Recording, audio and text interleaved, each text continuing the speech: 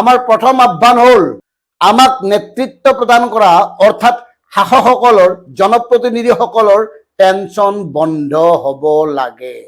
দ্বিতীয় আহ্বান হ'ল তেওঁলোকৰ কাৰণে এটা নিৰ্দিষ্ট পৰীক্ষা অনুষ্ঠিত কৰা উচিত, যেনেকৈ শিক্ষকৰ বাবে টেট পাতে।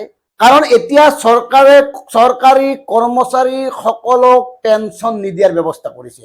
2004 চনৰ পিছত যিসকল লোকে চৰকাৰী চাকৰিত নিযুক্তি লাভ কৰিছে তেওঁলোকক পেঞ্চন নিদিয়ে, তেওঁলোকে পেঞ্চন নাপায়। কিয়? কাৰণ সুদীৰ্ঘ দিন অৰ্থাৎ 60 বছৰ বয়সলৈকে চাকৰি কৰিব পাৰে, চাকৰিৰ সময় প্ৰায় 35 বছৰ।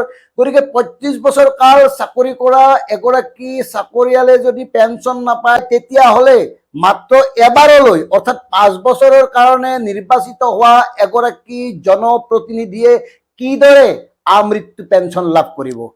এয়া অনিয়ম নহয় কি? গতিকে এই নিয়মবোৰ সংশোধন কৰিব লাগে আৰু এই নিয়ম সংশোধনৰ দাবীত এক গণতান্ত্ৰিক প্ৰতিবাদ হোৱা উচিত। সৰ্বস্তৰৰ ৰাইজে এই প্ৰতিবাদত অংশগ্ৰহণ কৰা উচিত। ডিজিটেলি এই প্ৰতিবাদ হওক।